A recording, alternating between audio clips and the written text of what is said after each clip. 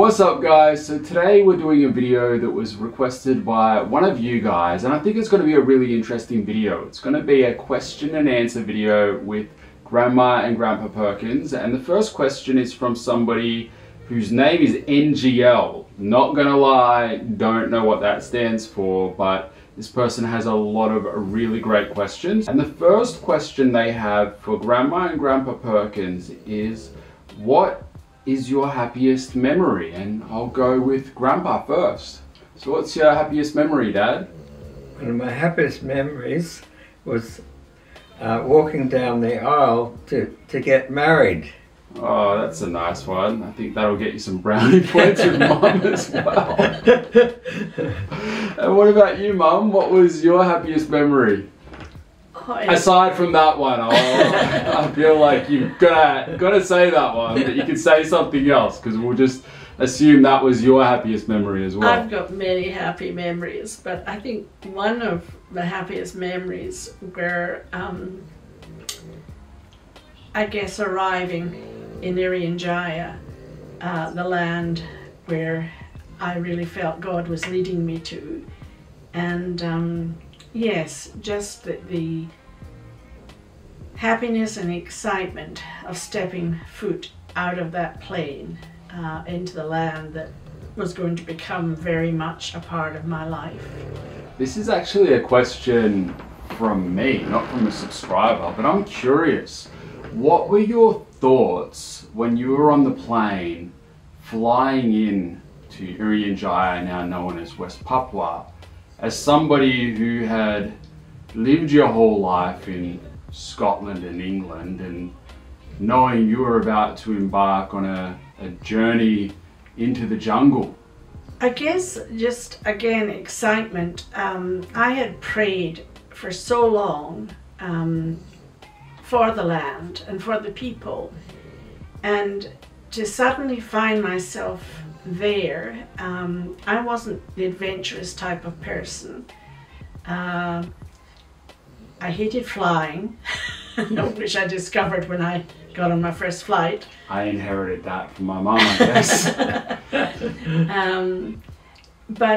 Yeah, just that knowledge that, and God's promise that He was going before me and that He was going to be with me, and I had not to fear or be afraid. And the courage that I had landing there came from Him, from my faith in God. Here's another question. I'll go with Dad first. What did your house look like growing up? My house was a very old house. It was one that my grandparents had actually lived in, and it was on a 5-acre block of land, and they had a cow and big hedges around it, and it was great to make cubby houses in this big hawthorn hedge. And then there was all sorts of trees growing around there. There was a lot of apple trees and fruit trees, pear trees, and then there was black currant bushes, and we used to hide in these black currant bushes too when we would play hidey. And because there was 5 acres there was just so much room to build these little cubby houses out of bits and pieces of timber and metal, and put up swings on the tree. It was just like an adventure park living in it, with this old house, this house which must have been probably 50 years old. Wow. Sort of in part countryside.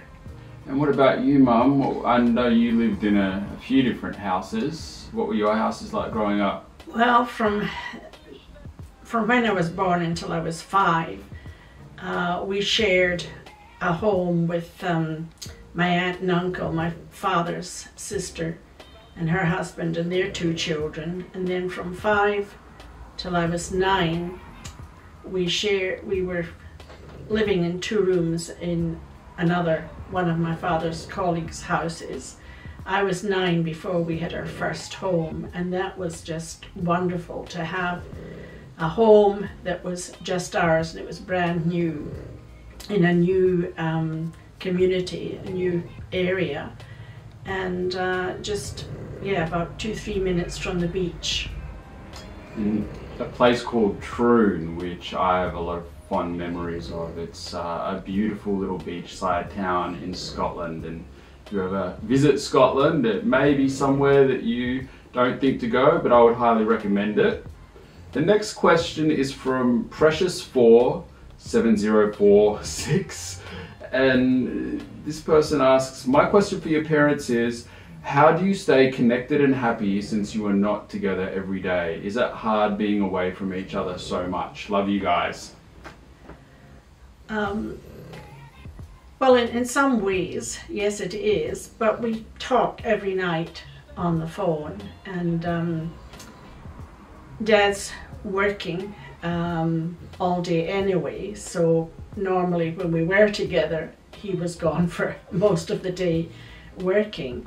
So, but we connect every night on the phone, and yeah, it's lovely when Dad comes down on the weekend again and we have time together, which is good, isn't it? It is. That makes up for the weekend. The kids and I definitely appreciate all the sacrifices that you make for us. You've taught us all a lot about family and what it means to make sacrifices for the ones that you love, so we really appreciate it. Wrinkles and Sprinkles asks, what are your happiest and least happiest experiences while working in Papua New Guinea? West Papua technically, but a lot of people get that confused. They're right next to each other, and I think a lot of people haven't heard of West Papua. But yeah, what were one of your happiest and least happiest experiences living there? Happiest memories was coming into the area and seeing the excitement of people and their dedication to help me, bringing fruit and meat and things like that to show their appreciation for my coming there, and then their willingness to learn how to do carpentry for building schools and churches, and just seeing the way they were willing to work together. It was frustrating at one stage because all the materials were there and nobody wanted to do anything, and I had to learn from the previous missionary what was going on.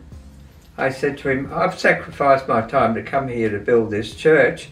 Everybody's there, the materials are there, but nobody will do anything. And he said, you've got to learn their culture. They've all got to come together, they've got to discuss what they're doing, they've all got to be in unity, they've all got to help one another to do this. And as soon as they come to agreement, they put their whole heart into it. And I learned what community was all about, working together in agreement. And amazing, once I learnt that principle, they all worked together and we got things underway. I think that's something we really lack, the sense of community, where we feel like we need to do everything on our own, and whereas in other parts of the world they have that sense of community where they come together and help one another, and I think we're really missing that here. Yes. You told me a story not that long ago. I don't know if it's your worst experience, but I thought maybe you might want to share it. The one where you almost drowned trying to save somebody in crocodile-infested waters. What happened there? One of the missionaries' children, Jonathan, he was 16. The airstrip was being threatened by the river coming down from the mountains, and to save the airstrip, they decided to dig this channel to divert the river. And so we all went over in canoes with the axes and everything on board, and they worked amazingly to remove this swamp and change the direction of the river, and they started the flow, and the rains took care of the rest. But on the way back, one of the people, he wriggled sideways, and a wave came down the river, and it turned the canoe upside down. We all went into the river, and suddenly I found myself going under the water, and I cried out to God, "Help!" And at that one period of time, one of the people working with us grabbed me around the neck, held my arms. There was no way that I could swim, and suddenly I felt my body just going like a rocket up to the surface of the water, while he was still holding on to me. And what I hadn't realised was young Jonathan, he'd swum underneath, he saw what was going on, and he was pushing me up. And then I gasped, and at that point that somebody had pushed the canoe over, and I reached out, grabbed hold of the canoe, and he grabbed hold of the canoe, and so both of us were safe. And we'd seen baby crocodiles that day on the side of the riverbank, and I said to one of the boys, "Look at those crocodiles there. We should get one of those baby crocodiles." And he did actually catch one of these crocodiles. But I was gasping for breath, and I was just amazed how God saved me in that terrible situation. Probably the hardest part was as a nurse, and although I treated many, in particular babies and children, and many were healed, but I still lost a lot of babies from meningitis and other malaria, other diseases, and that was really hard.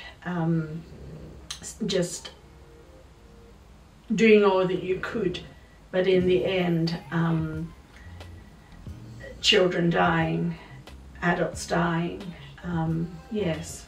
It must have been really hard coming from the UK, where you had a good public health care system, where you had resources that weren't so limited, and knowing that with some of these cases lives could have been healed and changed. But if it wasn't for you and people like you going in and donating your time, a lot of lives wouldn't have been saved that were saved. So you did an amazing job. Arlene King asks, I'm scared to hear the answer for this one. Arlene King asks, what was Jamie like when he was growing up?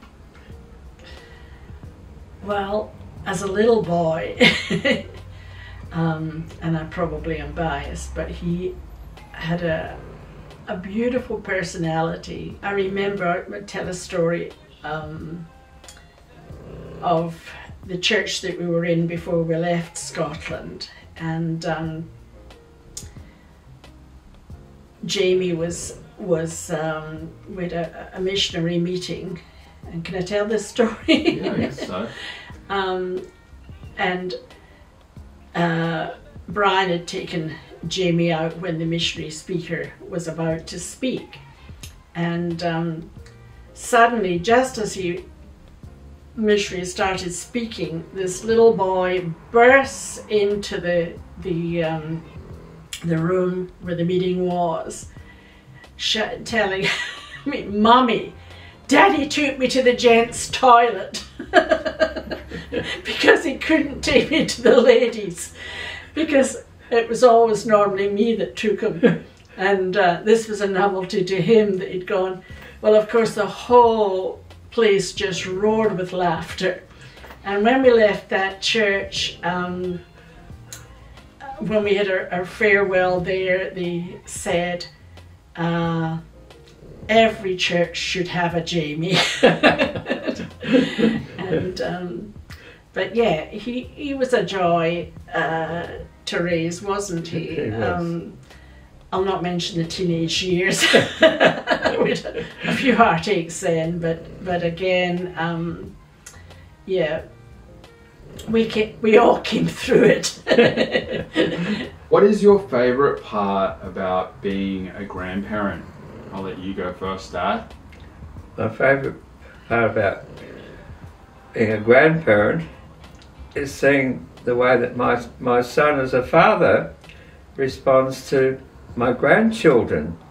And I think back what I was like at that stage.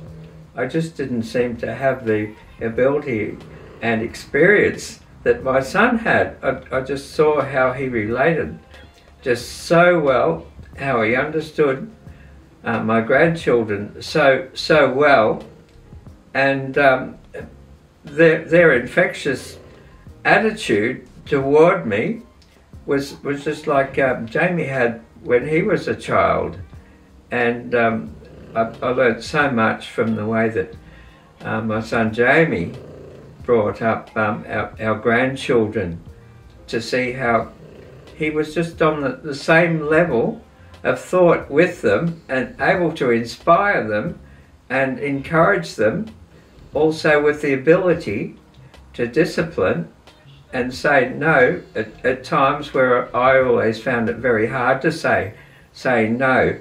But he was able to bring the best out of them so that they always knew how to respond. Oh, you're giving me a big head here, Dad, but I think you're really selling yourself short for what a great dad you were when I was a kid as well. And also you're a very hard worker, so you weren't able to do potentially as much with me as I'm able to do with the kids, but you showed me patience and kindness and hard work, and I learned about always putting the kids first from you, because you always put your family first. So I took a lot of lessons from you, and I remember growing up there was times where I thought, I don't necessarily want to be like Dad, I want to be like me. And then when I became a parent, I found I changed a lot, and a lot of things that potentially I didn't embrace or look up to, I suddenly did, and realized the sacrifices that you had made for us as a family growing up, and how I need to make those same sacrifices. So yeah, you definitely influenced me a lot as a father, so I definitely wouldn't sell yourself short. Thank you. So this one, we'll start with Mum, and a lot of these questions are from one person who just asked a lot of really great questions, and questions that I'm genuinely interested in hearing about as well. So I just wanted to say thank you so much for all these great questions. This question, we'll go with Mum first. What was your first job?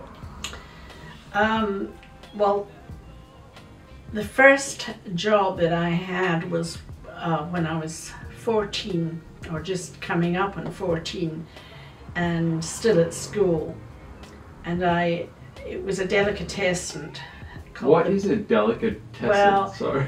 Maple, it had, I'm trying to think of all the things meat. Deli. Yes, deli. Yeah. We call them. I should have known that.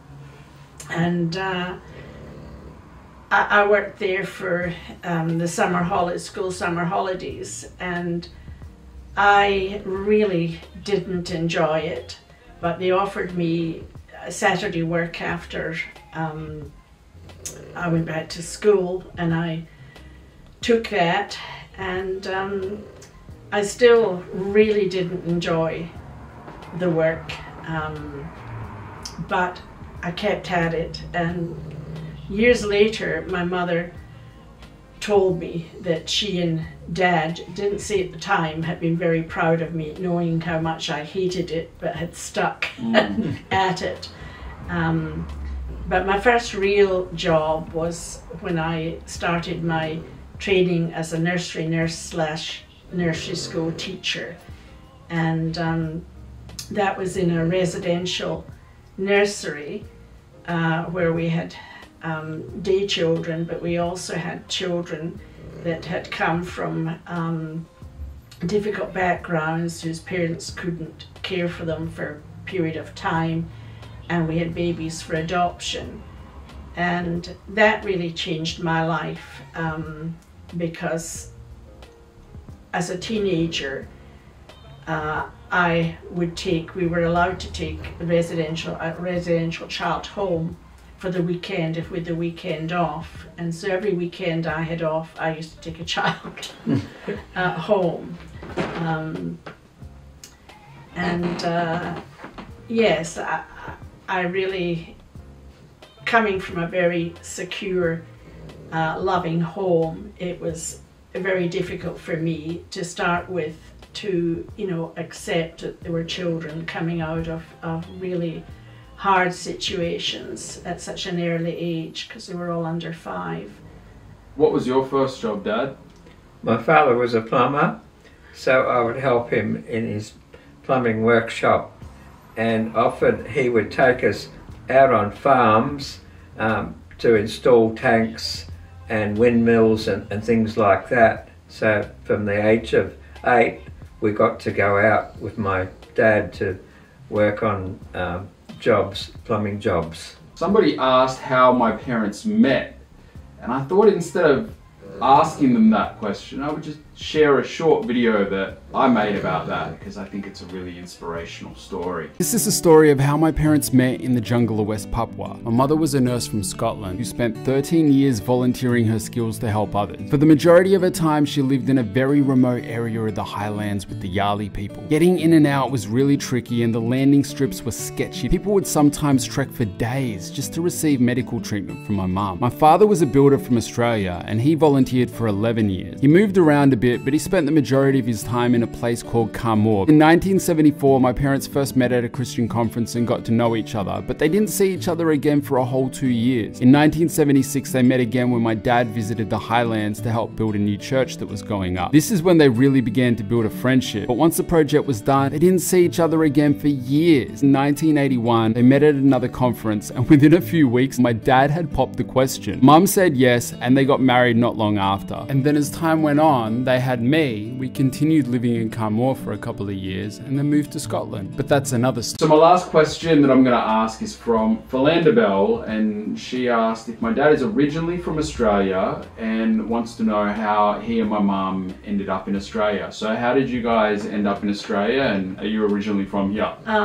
When we left Irian Jaya and discovered that we weren't able to go back because of health reasons, I was so happy that your dad loved Scotland, and we, were settling there.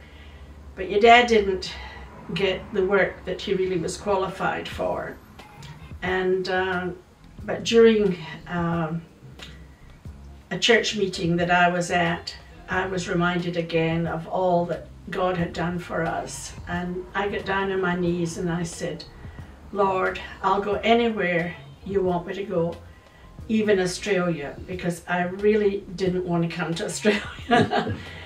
And after that, I shared with your dad, and he was absolutely surprised when, because he knew that my short experience in Australia hadn't been good. And but we prayed about it and felt that we should just go ahead, and if it wasn't of God, he would close the door. And I guess a little part of me was hoping that he would, but he didn't. And we went ahead and came to Australia, and I learned to love Australia. Maybe not as much as Scotland, but or Irian Jaya, but we knew that it was the place where God wanted us for this time, and it's been, 30-something years yes. here. Time's going quick. Well, thanks Mum and Dad for jumping on the couch and answering some questions. I know I really enjoyed hearing some of your stories, and I'm sure everybody else out there did, and thanks for watching. If you have any more questions, any other videos you'd like us to make, let us know in the comments, because I really enjoyed making this one. See you guys. Bye. Bye now.